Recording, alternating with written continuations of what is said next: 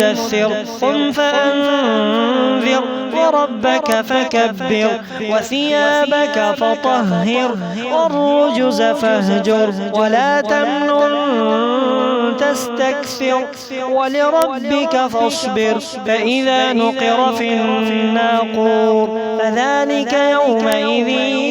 يوم عسير على الكافرين غير يسير ذرني ومن خلقت وحيدا وجعلت له مالا ممدودا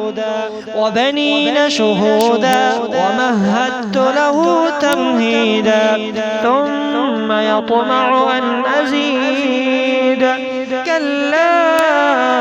إنه كان لآياتنا عنيدا سأرهقه صعودا إنه فكر وقدر فقتل كيف قدر ثم قتل كيف قدر ثم نظر ثم عبس وبسر ثم أدبر واستكبر فقال إن هذا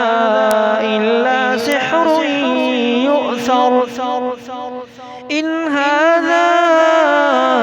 إلا قول البشر سأصله سقر وما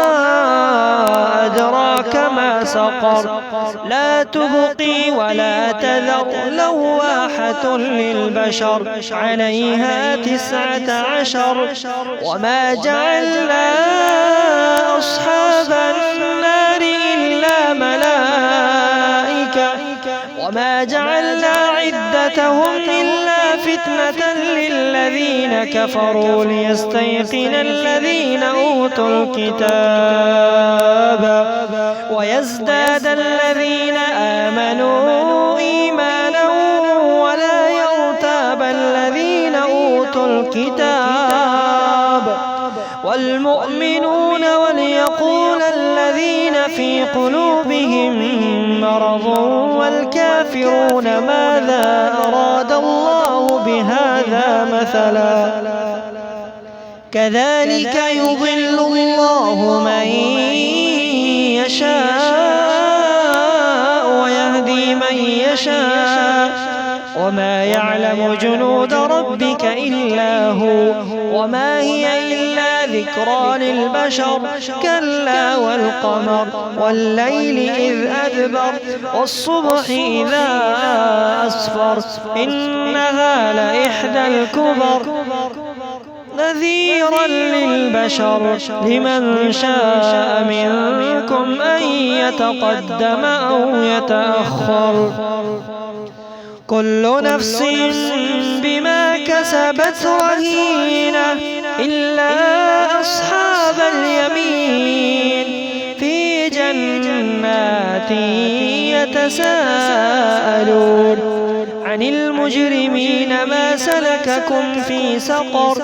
قالوا لم نك من المصلين ولم نك نطعم المسكين وكنا نخوض مع الخائضين